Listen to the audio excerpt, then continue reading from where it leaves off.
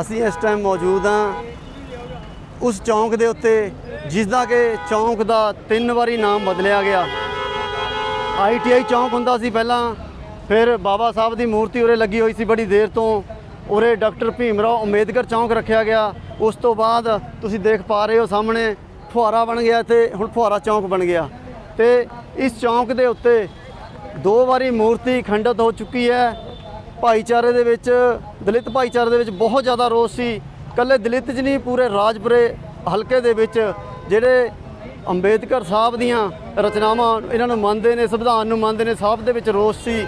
ਤੇ ਇਸ ਰੋਸ ਕਾਰਨ ਇਹਨਾਂ ਨੇ ਕਿਸੇ ਪੋਲੀਟੀਕਲ ਪਾਰਟੀ ਤੋਂ ਪੈਸਾ ਨਹੀਂ ਲਿਆ, ਜਦ ਕਿ ਆਪਣੇ ਭਾਈਚਾਰੇ ਦੀ 10 ਨੌਂ ਦੀ ਕਿਰਤ ਕਮਾਈ 'ਚੋਂ ਪੈਸੇ ਇਕੱਠੇ ਕਰਕੇ 11 ਮੈਂਬਰੀ ਨੇ ਖੁਦ ਅੰਬੇਦਕਰ ਚੌਂਕ ਦੀ, ਜੋ ਕਿ ਬਹੁਤ ਹੀ ਜ਼ਿਆਦਾ ਆਲੀਸ਼ਾਨ ਮੂਰਤੀ ਹੈ, ਜਿਹੜੀ ਕਿ ਮੈਨੂੰ ਲੱਗਦਾ ਹੈ ਕਿ ਪੰਜਾਬ ਦੇ ਵਿੱਚ ਸ਼ਾਇਦ ਇਦਾਂ ਦੀ ਮੂਰਤੀ ਕਿਤੇ ਹੋਵੇ। ਬਹੁਤ ਹੀ ਜ਼ਿਆਦਾ ਆਲੀਸ਼ਾਨ ਮੂਰਤੀ ਭਾਈਚਾਰੇ ਨੇ ਆਪਣੀ 10 ਨੌਂ ਦੀ ਕਿਰਤ ਕਮਾਈ 'ਚੋਂ ਲਾਈ ਹੈ ਇੱਥੇ। ਇਹਨਾਂ ਦਾ ਕੀ ਕਹਿਣਾ ਹੈ ਤੁਹਾਨੂੰ ਹੁਣ ਸੁਣਾਉਂਦੇ ਆ। ਆਪਾਂ ਗੱਲ ਕਰਦੇ ਹਾਂ ਭਾਈਚਾਰੇ ਦੇ ਕੁਝ ਆਗੂਆਂ ਦੇ। ਜਿਹੜੀ ਮੂਰਤੀ ਸਥਾਪਨਾ ਹੋਈ ਹੈ ਇਹਦੇ ਬਾਰੇ ਅੱਜ ਜਿਹੜੀ ਮੂਰਤੀ ਸਥਾਪਨਾ ਹੋਈ ਹੈ, ਪਹਿਲਾਂ ਤਾਂ ਸਾਰੇ ਰਾਜਪੁਰੇ ਦੇ ਇਲਾਕੇ ਵਾਸੀਆਂ ਨੂੰ, ਬਾਬਾ ਸਾਹਿਬ ਨੂੰ ਪਿਆਰ ਕਰਨ ਵਾਲਿਆਂ ਨੂੰ, SC ਸਮਾਜ ਨੂੰ ਤੇ 11 ਮੈਂਬਰੀ ਕਮੇਟੀ ਨੂੰ ਲੱਖ ਲੱਖ ਵਧਾਈ ਦਿੰਦਾ, ਜਿਨ੍ਹਾਂ ਦੇ ਸਦਕਾ ਇੰਨੀ ਵਿਸ਼ਾਲ ਤੇ ਇੰਨੀ ਸੁੰਦਰ ਜਿਹੜੀ ਪ੍ਰਤਿਮਾ ਦੇ ਦਰਸ਼ਨ ਕਰਨ ਦਾ ਸਾਨੂੰ ਮੌਕਾ ਮਿਲਿਆ। ਤੇ ਵਿੱਚ ਅਸੀਂ ਇੱਕ ਹੋਰ ਹੈ, ਜਿਹੜੇ ਕਈ ਗੱਲਾਂ ਹੋ ਰਹੀਆਂ, ਜਿਹੜਾ ਸਾਡਾ ਦਰਦ ਹੈ, ਇਹ ਗੱਲ ਵੀ ਪ੍ਰਸ਼ਾਸਨ ਬਿਲਕੁਲ ਸੋਚ ਸਮਝ ਲੇ ਕਿ ਅਜੇ ਅਸੀਂ ਬੂਤੀ ਲਵਾਇਆ, ਜਿਹੜੇ ਸਾਡੇ ਜ਼ਖਮ ਹੈ ਉਹ ਉਵੇਂ ਹੀ ਹੈ, ਤੇ ਉਸ ਦਾ ਅਗਰ ਹੱਲ ਨਾ ਕੀਤਾ ਗਿਆ ਤੇ ਇਹਦਾ ਨਤੀਜਾ ਇਲੈਕਸ਼ਨ ਦੇ ਵਿੱਚ ਜਿਹੜੀ ਹੈ ਸਰਕਾਰਾਂ ਨੂੰ ਭੁਗਤਣ ਲਈ ਮਜਬੂਰ ਕਰਾਂਗੇ ਸੀ। ਜਿਵੇਂ ਹੁਣ ਪਹਿਲਾਂ ਕੋਈ ਪ੍ਰਸ਼ਾਸਨ ਵੱਲੋਂ ਫੜਿਆ ਨਹੀਂ ਗਿਆ, ਅਧਿਕਾਰੀਆਂ ਵੱਲੋਂ, ਉਹਦੇ ਬਾਰੇ ਤੁਹਾਡਾ ਹੁਣ ਉਹ ਸਮਾਪਤ ਹੋ ਜਾਏਗੀ ਜਾਂ ਉਹ ਚਾਲੂ ਰਹੇਗਾ? ਸਾਡਾ ਦੇਖੋ ਮੂਵਮੈਂਟ ਚੱਲ ਰਿਹਾ ਹੈ, ਇਸ 'ਚ ਸਾਫ਼ ਤੇ ਸਾਫ਼ ਇੱਕ ਗੱਲ ਨਜ਼ਰ ਆਉਂਦੀ ਹੈ ਕਿ ਚੋਰ ਤੇ ਕੁੱਤੀ ਕहीं ਨਾ ਕहीं ਰਲੇ ਹੋਏ ਆ। ਪ੍ਰਸ਼ਾਸਨ ਦੇ ਅਧਿਕਾਰੀ ਤੇ ਇੱਥੇ ਦੀ ਸੱਤਾ ਧਿਰ ਇਹਦੇ ਵਿੱਚ ਲਿਪਤ ਹੈ, ਤਾਂ ਕਰਕੇ ਹੀ ਬਿਲਕੁਲ ਇਸ ਜਿਹੜਾ ਕੇਸ ਹੈ ਇਸ ਨੂੰ ਠੰਡੇ ਬਸਤੇ ਵਿੱਚ ਪਾਇਆ ਜਾਂਦਾ।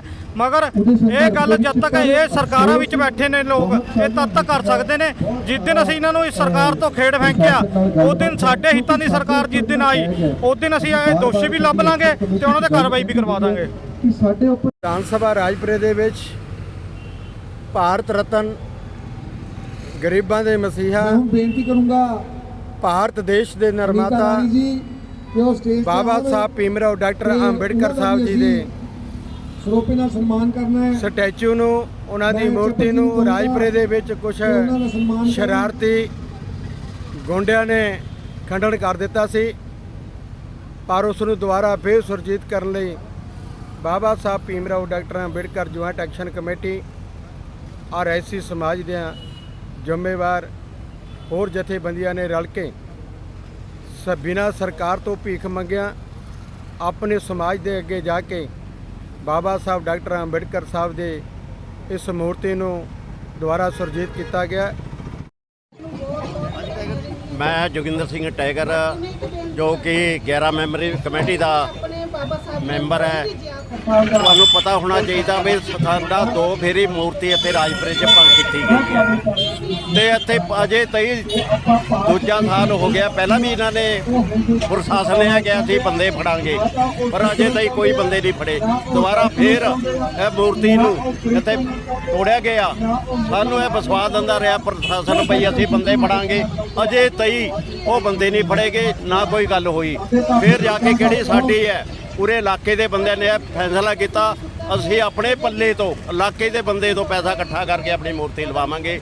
ਅੱਜ ਤੁਹਾਨੂੰ ਬਹੁਤ ਬਾਬਾ ਸਾਹਿਬ ਦਾ ਇਹ ਮੂਰਤੀ ਅਸੀਂ ਉਦਘਾਟਨ ਕੀਤਾ। ਇਲਾਕੇ ਦੇ ਸੂਝਵਾਨ 11 ਮੈਂਬਰੀ ਕਮੇਟੀ ਦੇ ਜੋ ਸਾਡੇ ਅਹੁਦੇਦਾਰ ਨੇ, ਉਹਨਾਂ ਨੇ ਬੜਾ ਇਹਦੇ 'ਚ ਹਿੱਸਾ ਲਿਆ। ਮੈਂ ਜ਼ਿਆਦਾ ਨਾ ਬੋਲਦਾ ਹੋਇਆ ਇਲਾਕੇ ਦੇ ਸੂਝਵਾਨ ਬੰਦਿਆਂ ਦਾ ਧੰਨਵਾਦ ਤੇ ਪੱਤਰਕਾਰਾਂ ਦਾ